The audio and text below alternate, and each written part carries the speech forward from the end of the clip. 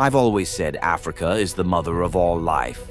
Her plains teem with more than 1 million creatures, each adapted to our sun-baked earth and whispering forests. Yet one of the planet's most magnificent beasts, the tiger, never walked our lands. Its absence, I've come to realize, only deepened my fascination with this striped enigma.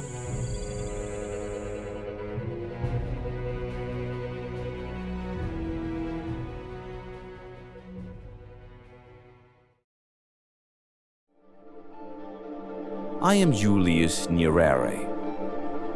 Once I stood at the helm of Tanzania. Now I walk softly through memory and wonder. In matters of the heart, I was no expert. Romance felt like a fleeting shadow I could not catch. My friends, Abeid Karume, Mangombe Marwa, Rashidi Kawawa, joked I cared more for policies than passion. But when they spoke of a creature of such silent power prowling the jungles of Asia, I felt a stirring deeper than any political impulse. They said a man who meets a tiger changes forever. I chose to believe them. Our journey began in Dar es Salaam, beneath a sky blazing the color of copper. We took flight to Hyderabad, the engines roaring like distant thunder, and then crossed the Deccan Plateau by rail. The train's steady clatter became a lullaby of metal and wood, reminding me of home, of the iron wheels that carry Tanzanians across the Serengeti Plains. We disembarked at Gondia, dust swirling at our feet, and hired a car that carried us north. The road was a ribbon weaving through low hills and villages where cattle grazed beneath neem trees. Birds wheeled overhead, and across fields of mustard flowers, the sun poured gold onto the land. Our lodge sat on the cusp of wilderness, built of dark wood and thatch, so that each breeze rustled through the rafters. From the open veranda, I watched langurs swing like acrobats in the canopy and listened to the sunbird's delicate notes.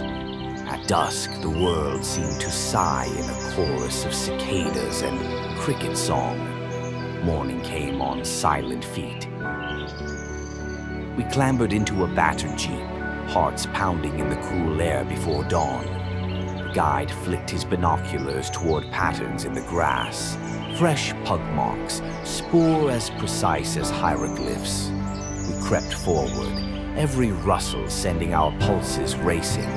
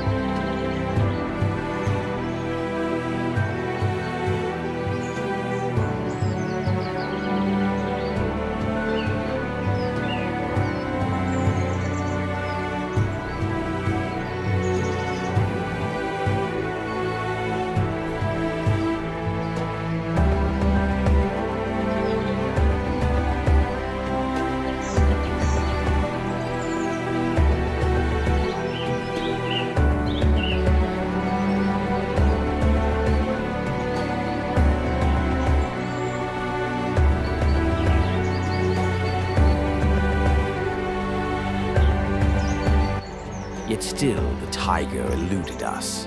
His presence was suggested by every tremor of leaf and every hushed alarm call, but the forest kept its secret. আমি হায়দ্রাবাদে এটা পাই না কেন? এই বন দেবতা তুমি হায়দ্রাবাদে এসে যাও। पंचायत वगैरह हॉस्पिटल वगैरह सब कुछ अभी है। अच्छा हॉस्पिटल उस गांव में नहीं है, खाना यहाँ पे नहीं है। खाना फिर अपना जो सेंटर पाएंगे उसका नाम खाना। फिर तो उधर का जो गांव वाले हैं उनको तो प्रॉब्लम हो जाता है ना हॉस्पिटल जाने के लिए कितना किलोमीटर है वो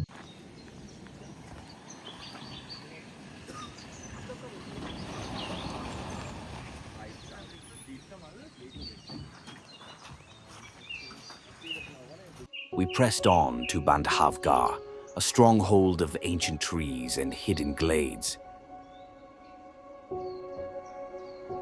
The next lodge surprised me with its comfort.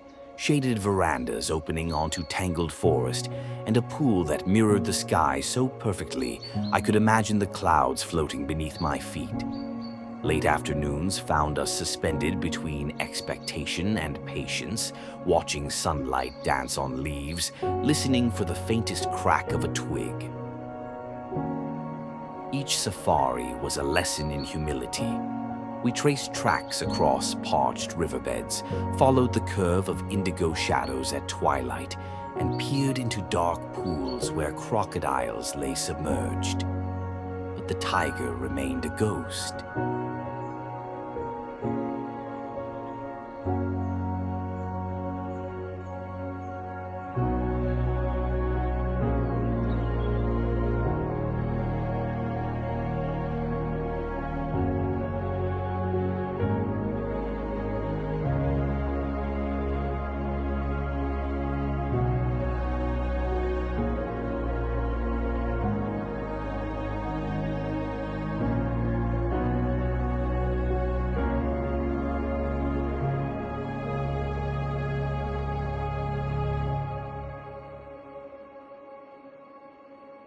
On our final evening, the world held its breath. We entered Tala Gate under a dome of burning saffron light. The air was thick with promise and the scent of damp foliage. Then, there, in a clearing rimmed by bamboo, Bajrang stepped into view. His coat was a living flame, broken by bands of midnight black. He moved like poetry in motion, each muscle sliding beneath skin of burnished silk. He paused at a shallow watering hole. In the dying light, his reflection shimmered on the muddy surface, fractured by ripples as he drank. I felt time slow to a heartbeat. His eyes, like molten gold, rose to meet mine, ancient, unflinching, serene. In that instant, I was no longer a distant observer, but a single soul joined to the rhythm of the wild. When he melted back into the shadows, I stood still, breathless. I felt a quiet fire ignite within me, a courage drawn from the tiger's calm sovereignty. Years later, when I addressed the people of Tanzania in 1964, I carried that fire in my voice. I spoke not only as their leader, but as a man who had glimpsed the edge of something primal and returned, forever changed.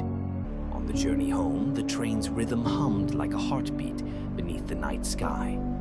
I pressed my forehead to the window, watching forests and villages dissolve into the dark, the echo of Bajrang's presence singing in my veins. In that echo, I found a new purpose, one born of stripes and shadow, of silent power and ancient grace. And it guides me still,